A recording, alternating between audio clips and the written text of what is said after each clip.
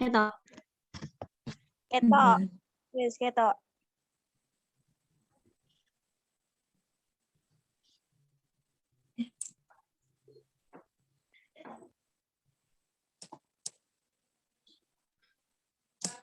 Ayo. Baik, akan saya mulai. Assalamualaikum warahmatullahi wabarakatuh. Waalaikumsalam warahmatullahi wabarakatuh. Alhamdulillah kita masih diberi kesehatan dan bisa mengikuti perkuliahan pada pagi menjelang siang. Saya tidak sendiri, saya bersama Sinta Nuria dengan NIM 21102510112 dan Nur Rizkina Ulia NIM 21102511018. Kami akan mempresentasikan tentang pengertian pertumbuhan, perkembangan, dan hukum-hukum perkembangan. Nah, saya ingin teman-teman yang tidak terkendala sinyal bisa on cam, dan nanti di akhir presentasi akan ada pertanyaan, teman-teman bisa menanyakan hal-hal yang belum teman-teman pahami dan insya Allah kami akan menjawab. Langsung saja pada materi yang pertama yaitu Nur Rizkina Ulia. Silakan Kak Nuris.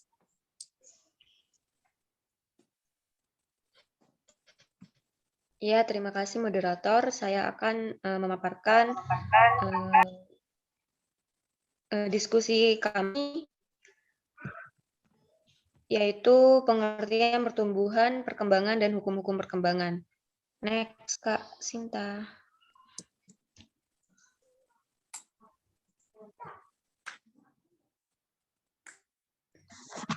Slide-nya nggak jalan, Mbak. Next. Nggak jalan lah, dia aku udah jalan. Enggak jalan. Nggak jalan, Mbak. Cek.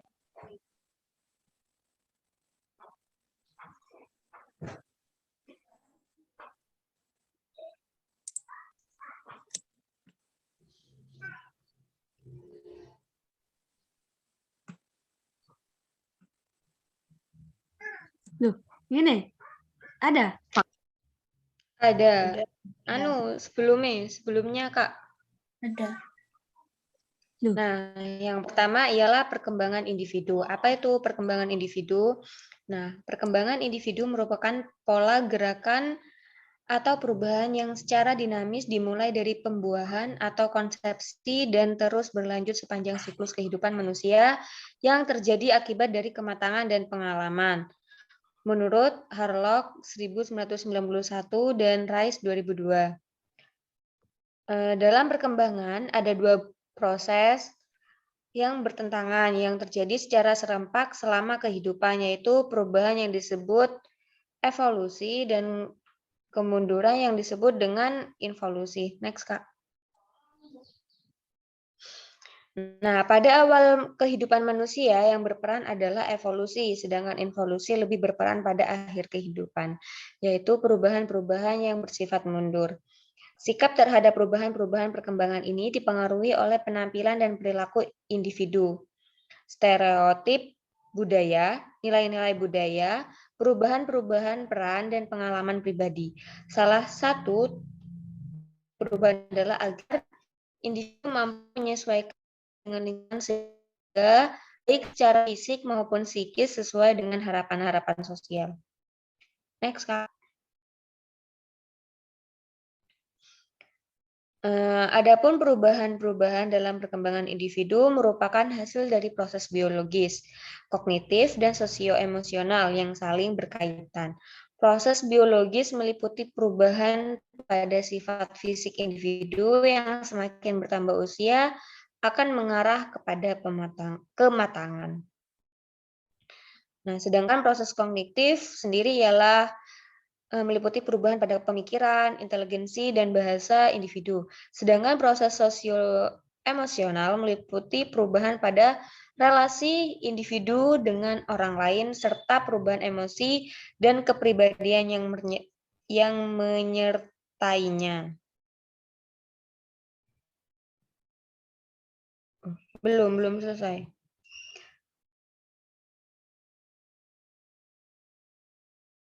Adapun interaksi ketiga proses tersebut dapat dilihat pada gambar sebelah kanan ini, Kak, teman-teman. Interaksi ketiga faktor tersebut berlangsung sepanjang rentang kehidupan individu.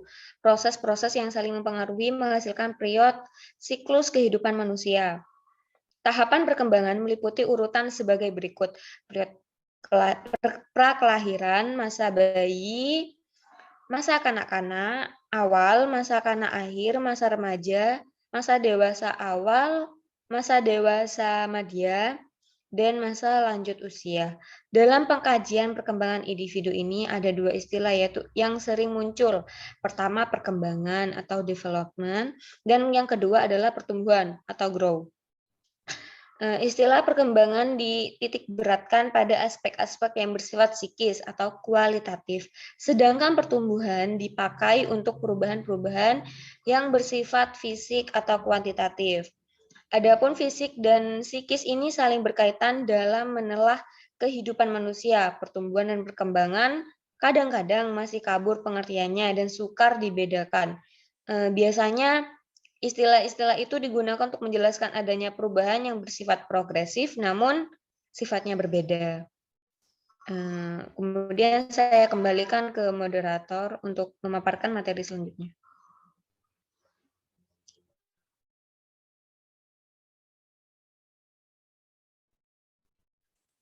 Oke, terima kasih Kak Nuris.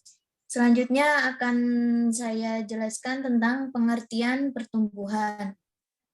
Pertumbuhan memiliki kata asal tumbuh. Dalam Kamus Besar Bahasa Indonesia sendiri, tumbuh memiliki arti timbul atau hidup dan bertambah besar atau sempurna. Sehingga secara istilah, pertumbuhan memiliki pengertian perubahan secara kuantitatif pada fisik manusia karena beberapa faktor, yaitu faktor internal dan eksternal.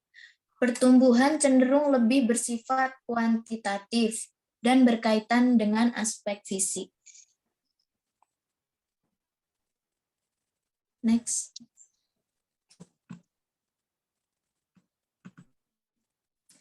Perubahan kuantitatif sendiri dapat diukur atau dinyatakan dalam pertumbuhan jasmani. Pertumbuhan jasmani ini dapat diteliti dengan mengukur berat, panjang, dan ukuran lingkarannya. Seumpama ukuran lingkar kepala, lingkar dada, lingkar pinggul, dan lingkar lengan. Lalu ada faktor pertumbuhan. Faktor internal meliputi gen, sel, atom kromosom, atau gizi. Kemudian yang kedua adalah faktor eksternal, meliputi lingkungan sekitar baik pola hidup maupun olahraga. Kedua faktor tersebut sama-sama berpengaruh dalam proses pertumbuhan seseorang. Dengan demikian, pertumbuhan itu dapat juga diartikan sebagai proses perubahan dan proses pematangan fisik. Pertumbuhan dan juga telah dijelaskan faktor-faktornya.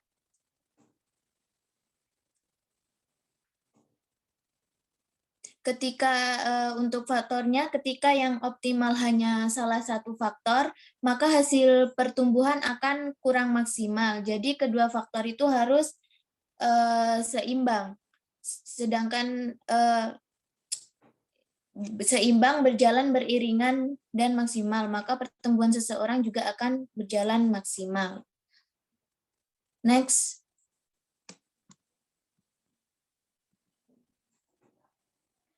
Dalam kehidupannya, manusia akan mengalami pertumbuhan fisik, mengikuti pola-pola umum dan pola-pola unik sebagai pembawaan individual.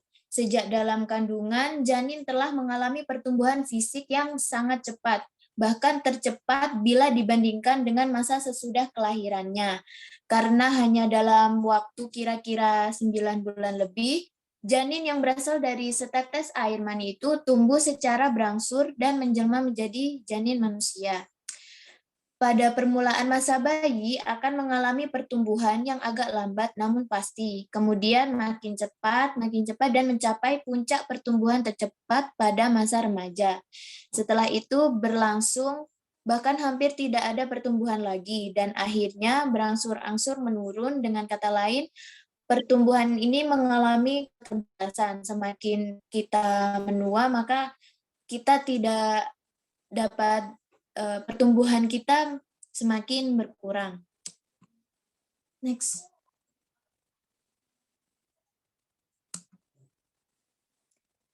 Maaf, Kak Sinta, ini slide berapa?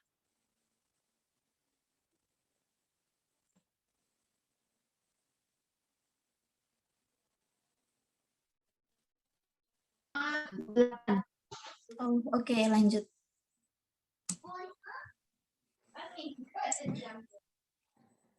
Pertumbuhan lebih banyak dipengaruhi oleh faktor hereditas dan pembawaan individu itu sendiri daripada faktor lingkungan.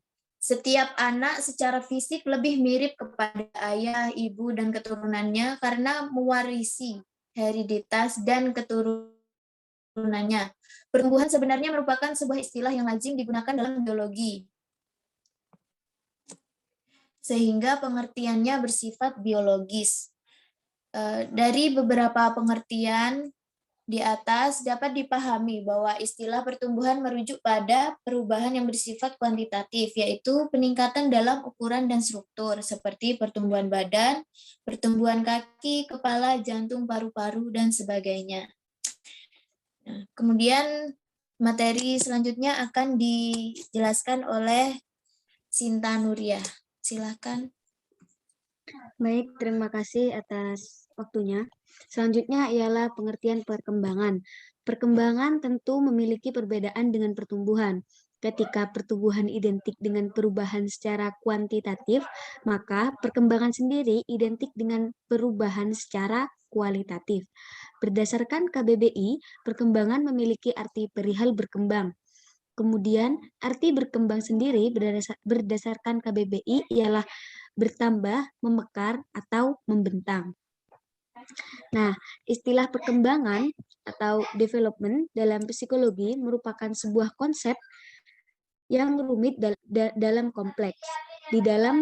Di dalamnya terkandung banyak dimensi. Oleh karena itu, untuk memahami konsep perkembangan, terlebih dahulu memahami beberapa konsep lain yang terkandung pada pertumbuhan. Menurut Reni Akbar Hawadi pada tahun 2001, perkembangan secara luas menunjukkan pada keseluruhan proses perubahan dari potensi yang dimiliki oleh individu dan tampil dalam kualitas, kemampuan, sifat, dan ciri-ciri yang baru. Nah, dalam istilah perkembangan juga tercakup konsep usia yang diawali pembuahan dan berakhir dengan kematian.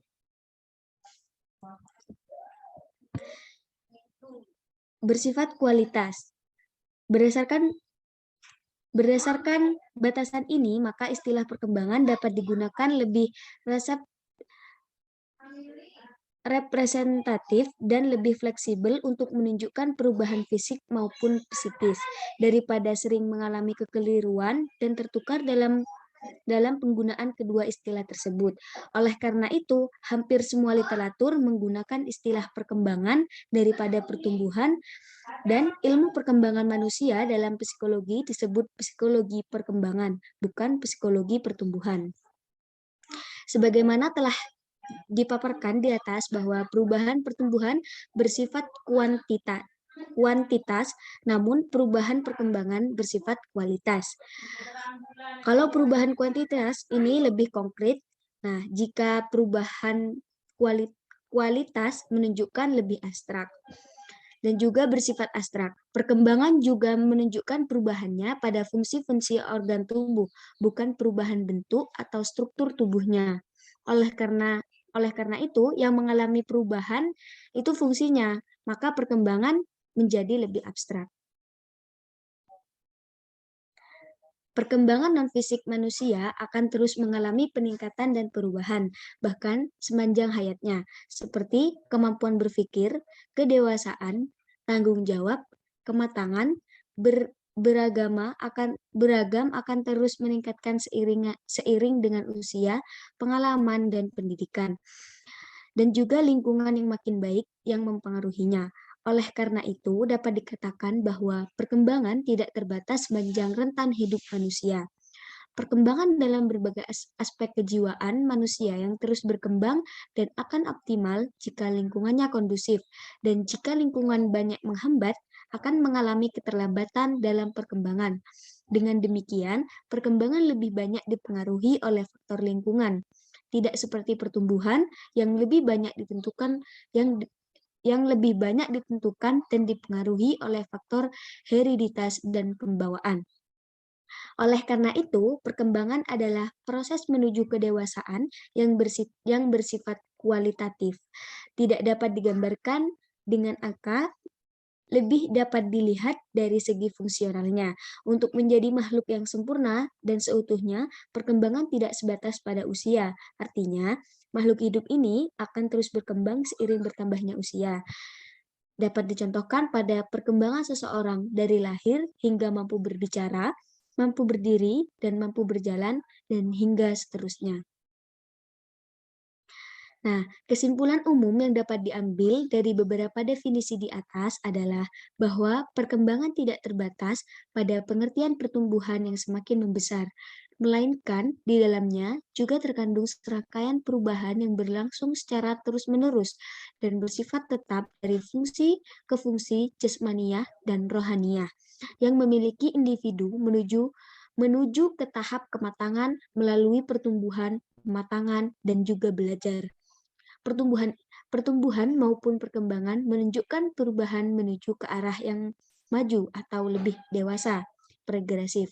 Istilah perkembangan selalu disandingkan dan dikaitkan dengan pertumbuhan. Istilah pertumbuhan ini digunakan untuk menunjukkan kemajuan dari lemah menjadi kuat dan kemunduran fisik dari kuat menjadi lemah. Sedangkan perkembangan digunakan untuk menyatakan berbagai perubahan dalam aspek psikologis atau kejiwaan, seperti aspek kognitif, bahasa, sosial, emosi, dan juga agama. Seperti yang sudah diuraikan di atas, bahwa pertumbuhan menunjukkan pada perubahan, yaitu yang dapat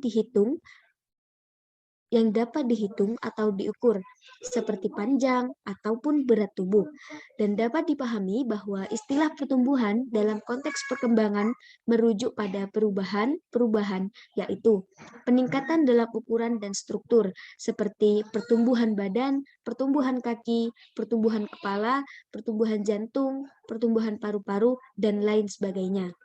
Materi selanjutnya akan disampaikan oleh Nuriskina.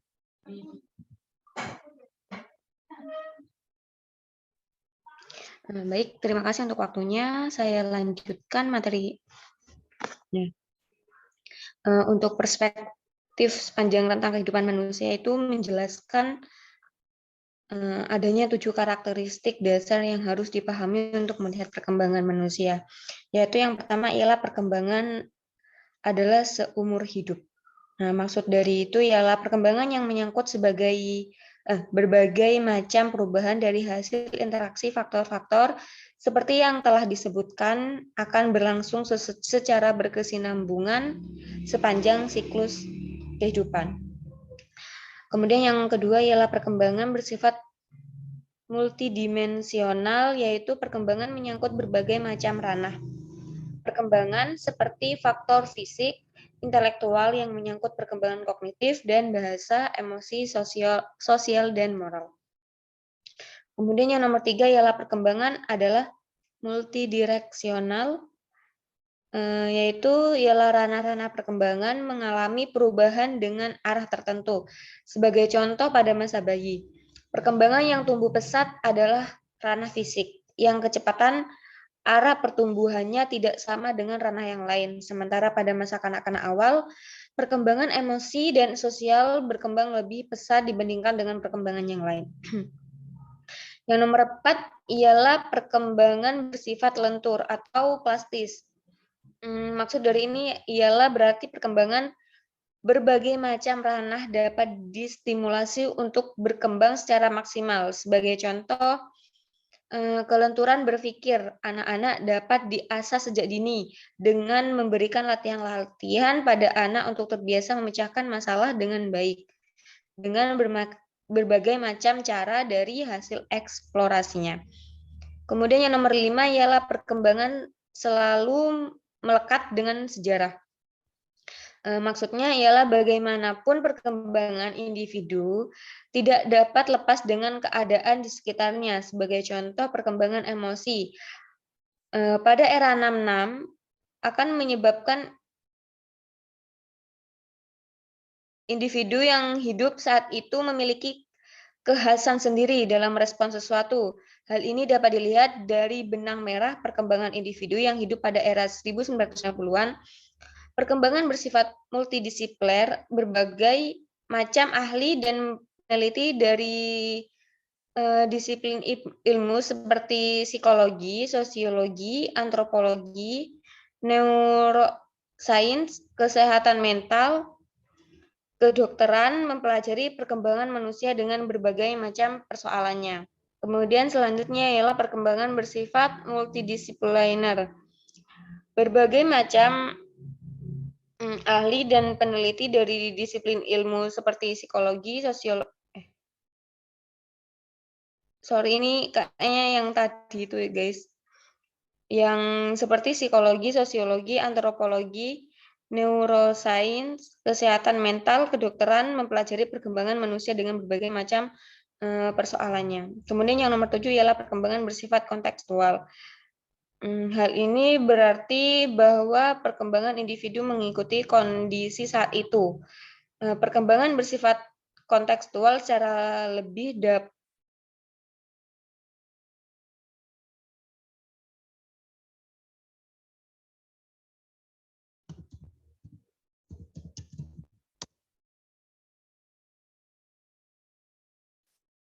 sorry guys, pendimu. Yang ketujuh ialah perkembangan bersifat kontekstual. Hal ini berarti bahwa perkembangan individu mengikuti kondisi saat itu. Perkembangan bersifat kontekstual secara lebih dalam dapat dipahami dengan menghubungkan 3 komponen, yaitu yang pertama ialah pengaruh tingkat usia secara normatif, yaitu adanya pengaruh biologis dari lingkungan. Next coba. Next lagi. Sebelumnya. Yang pertama ialah pengaruh tingkat usia secara normatif, yaitu adanya pengaruh biologis dari lingkungan yang sama pada kelompok tertentu. Sebagai contoh, di Indonesia, usia mulai masuk sekolah dasar adalah rata-rata 7 tahun. Untuk usia pensiun, rata-rata orang Indonesia dimulai untuk 60 tahun. Kemudian pengaruh keadaan sejarah normatif, yaitu adanya pengaruh biologis dari lingkungan yang dihubungkan dengan sejarah. Sebagai contoh, pengaruh keadaan sejarah dapat meliputi dampak pada pengaruh keadaan ekonomi, perubahan politik, misal setelah perubahan politik di Indonesia dari Orde Lama ke Orde Baru, dan sejak tahun 1998 menjadi era reformasi yang diantaranya bercirikan adanya kebebasan berpendapat dan adanya sifat keterbukaan dalam panggung politik. Kemudian pengaruh peristiwa kehidupan yang non-normatif, yaitu peristiwa kehidupan yang tidak biasa, yang tidak terjadi pada semua orang dan seringkali tidak bisa diramalkan. Sebagai contoh, peristiwa bencana alam yang dialami oleh masyarakat Yogyakarta dan Jawa Tengah pada tanggal 27 Mei 2006. Peristiwa ini mengakibatkan dampak-dampak secara fisik maupun psikis pada para korban. Contoh lain ialah misalnya ketika individu menangkan undian yang sama sekali tidak disangka. Next.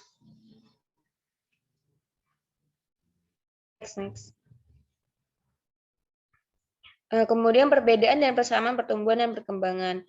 Di sini terlihat bahwa perbedaan pertumbuhan dan perkembangan ialah dari fisik, psikologis, dan biologis. Kemudian yang kuantitas lebih konkret, pertumbuhan itu lebih konkret, terbatas usia, irreversibel, lebih faktor hereditas, dan terstruktur. Kemudian yang perkembangan ialah fisiologis dan psikologis. Terus juga kualitas, lebih abstrak, tidak terbatas usia, reversible, kemudian lebih faktor ke lingkungan. Kemudian yang persamaannya ialah adanya perubahan, perubahan bersifat progresif, adanya faktor pengaruh, ada pengaruh positif dan negatif, mengarah pada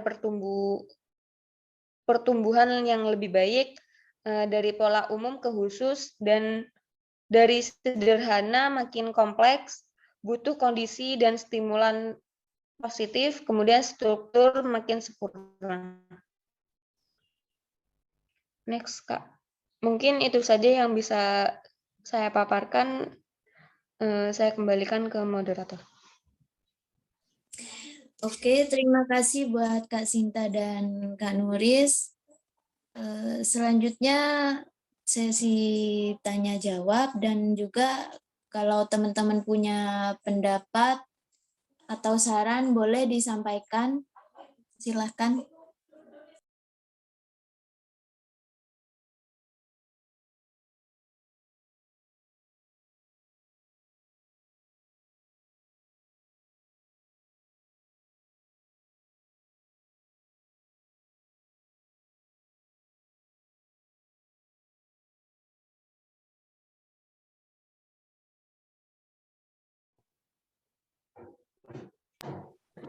Ingin bertanya, Mbak. Boleh, silahkan. Jelaskan keterkaitan antara pertumbuhan dan perkembangan manusia dalam membentuk karakteristik peserta didik.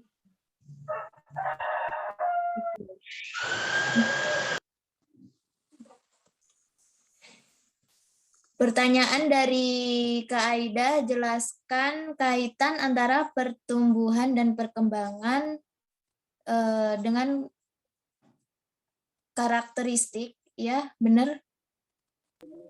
Iya, benar. Karakteristik manusia. Mungkin dari Sinta atau Nuris.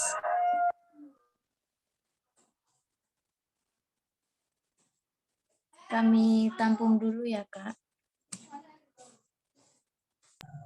Saya ingin bertanya. Ya, silahkan. Tadi kan dijelaskan kalau misalkan pertumbuhan itu bersifat kuantitas dan kalau perkembangan itu bersifat kualitas. Nah, saya ingin menanyakan kalau perubahan kuantitas itu kan lebih konkret. Nah, itu seperti apa? Perubahan seperti apa yang bisa dikatakan konkret itu? Kami tampung. Saya juga ingin bertanya, moderator.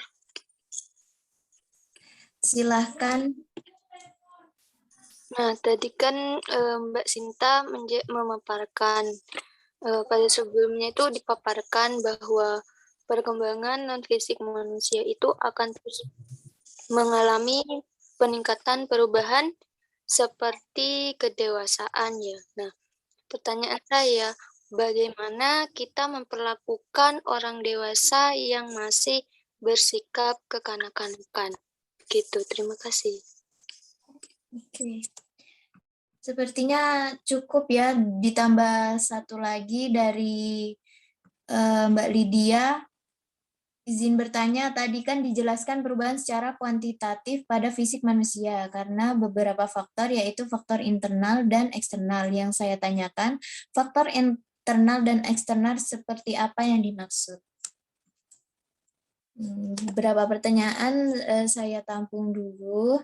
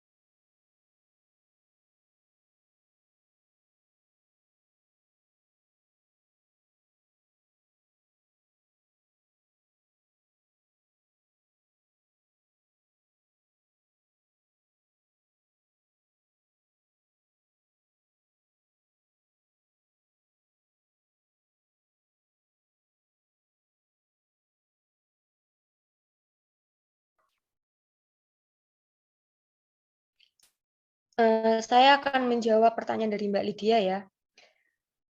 Kan telah disebutkan tadi ada faktor pertumbuhan, yaitu ada faktor internal dan eksternal. Faktor internal sendiri yaitu meliputi gen, sel, atom, kromosom, atau gizi. Kemudian yang kedua adalah faktor eksternal meliputi lingkungan sekitar, baik pola hidup manusia, pola hidup maupun olahraga. Kedua faktor tersebut itu sama-sama berpengaruh dalam proses pertumbuhan seseorang. Ketika yang optimal hanya salah satu faktor, maka hasil pertumbuhan akan kurang maksimal. Itu Mbak Lydia.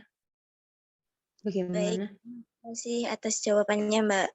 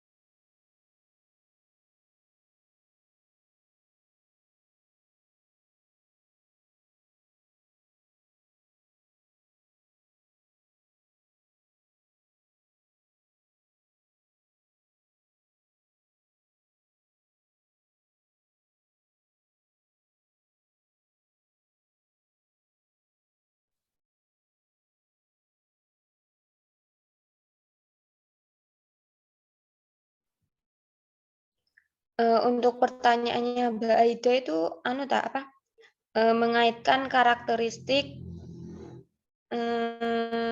kehidupan sehari-hari, begitukah?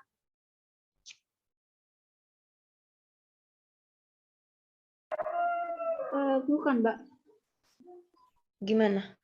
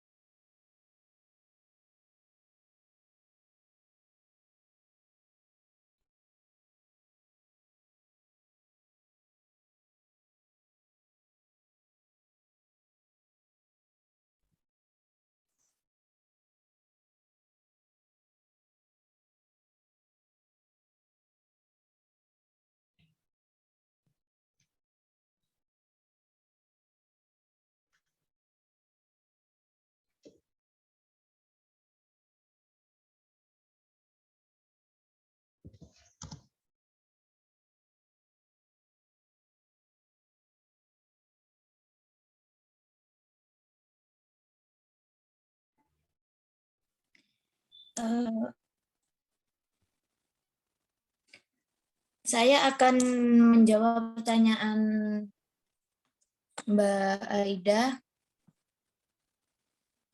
Mungkin Kak Nuri sudah punya pendapat atau gimana, boleh disampaikan?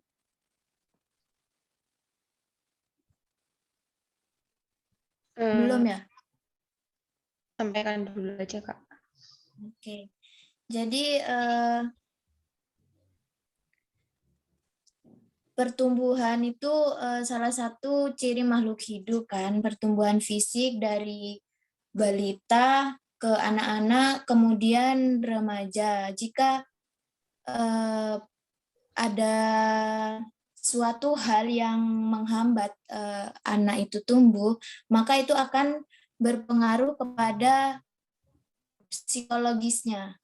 Pertumbuhan fisik yang tidak optimal itu akan mengurangi perkembangan kognitif anak sehingga pembentukan karakter terganggu sebab si anak tersebut, si peserta didik tidak maksimal dalam pertumbuhannya. Pada usia remaja, apabila pertumbuhan fisik sudah terganggu, tentu akan mempengaruhi kualitas psikologis, terutama karena pada masa-masa ini remaja mulai banyak bersosialisasi dan mengikuti kegiatan-kegiatan di luar juga, sehingga persepsi mereka akan pandangan orang lain akan sangat mempengaruhi kondisi psikologis. Dan jelas bahwa pertumbuhan dan perkembangan hal yang bermanfaat. Nah, begitu. Nah, karena mengapa? Semakin banyak kegiatan yang dilakukan, maka penurunan kognitifnya juga bisa diperlambat. Dengan begitu, resiko lansia akan bersikap seperti anak kecil pun semakin rendah.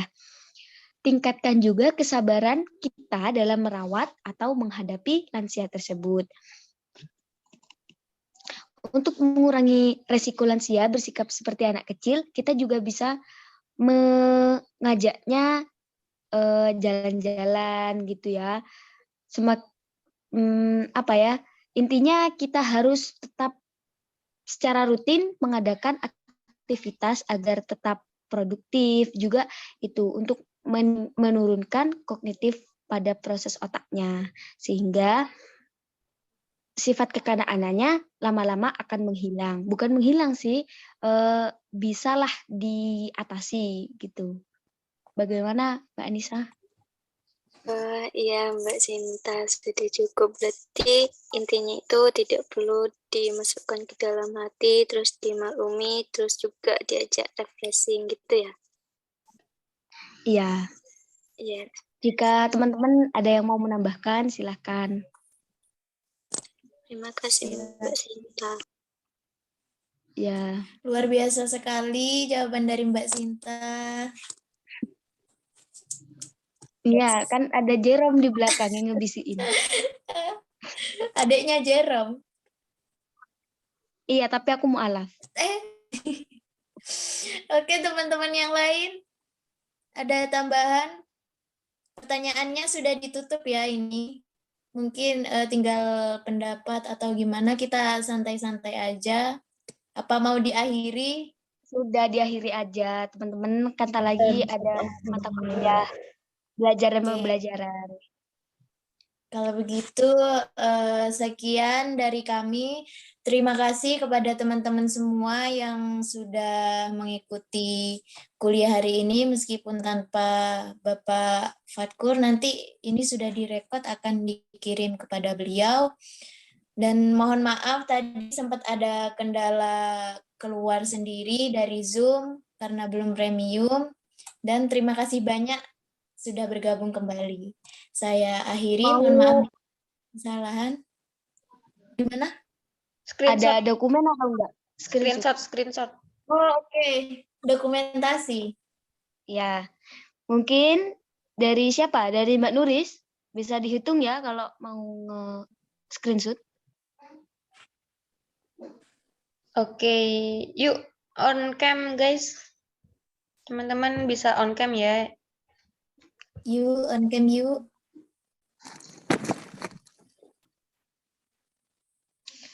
Langsung aja Mbak Nuris, nggak usah nunggu on cam semua, mungkin ada kendala jaringan.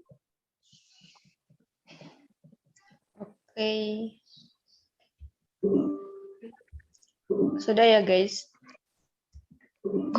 Gak dihitung. 1, 2, wait. 1, 2, 1, 2, 3. Wah, cantik semua ya. Saudara, terima kasih.